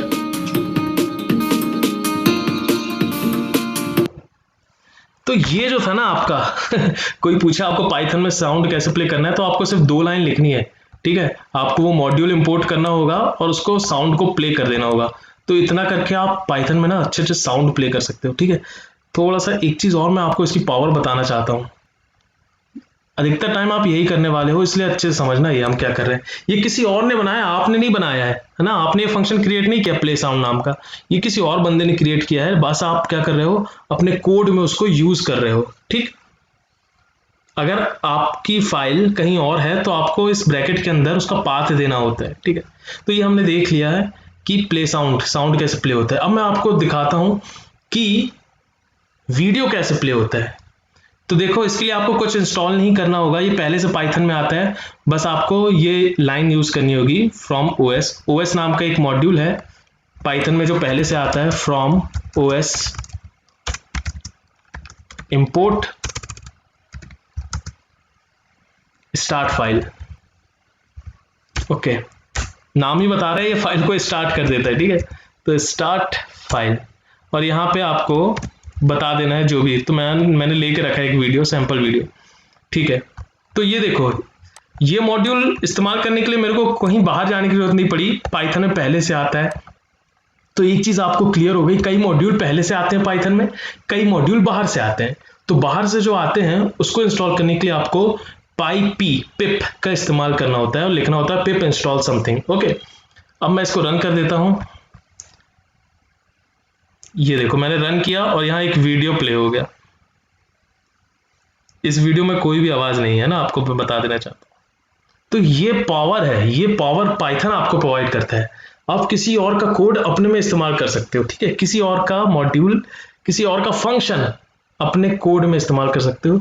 ये है पावर आपके पाइथन की। इसको मैं बंद कर देता हूं। तो ये आपको सीखना है ना, ये आपको सीखना है कि किस प्रकार से क्रिएट होता है। तो ये जो सेशन था आज का हमारा, ये हमारा इतना ही सेशन था। तो आज हमने देखा कि फंक्शन क्या होते हैं, ठीक है, फंक्शन क्या होते हैं आपने देखा, अच्छे से समझा, रियल वर्ल्ड से उसको रिलेट किया और साथ में आपने खुद के फंक्शन बनाए। खुद के फंक्शन बनाने के बाद बहुत खुशी हुई आपको। अब आप सोचे कि यार मैं खुद के फंक्शन बनाऊंगा, मैं सारी मेहनत मैं ही करूंगा तो मैं क्या कर पाऊंगा, ठीक है। इसलिए बाहर बहुत सारे लोग हैं, पूरी दुनिया में बहुत लोग हैं ऐसे जो पाइथन पे दिन रात कोडिंग करते हैं, एक से एक फंक्शन आपको बना के देते हैं। बस आपको फंक्शन का इस्तेमाल करते आना चाहिए, ठीक है। अब बाहर के अगर फंक्शन आपको इस्तेमाल करना है, बाहर के मॉड्यूल आपको इस्तेमाल करना है, तो सबसे पहले उन मॉड्यूल को आपको इंस्टॉल करना होता है। तो आपको मैंने दो तरीका बताया। आप पाइथन में टर्मिनल से पिप इंस्टॉल, वो मॉड्यूल का नाम दे दो, या तो आप कमांड प्रॉम्प्ट से टर्मिनल खोलो cmd लिख के और वहां पे आप पिप इंस्टॉल उस मॉड्यूल का नाम दे दो और फिर वो फंक्शन का इस्तेमाल कर लो। तो इस प्रकार से आप ना अपने कोड की फंक्शनैलिटी एक वर्ल्ड क्लास की बना सकते हो, अगर आपको ये चीज पता है कि आप दूसरे के कोड भी इस्तेमाल कर सकते हो, ठीक है। तो ये आज का हमारा सेशन था, ठीक। अब कल का जो सेशन रहेगा वो हम नई चीज पढ़ेंगे, ठीक है। तो ये जो इसका जो रिकॉर्डिंग थी और ये जो स्लाइड थी, ये मैं आपको शेयर कर दूंगा।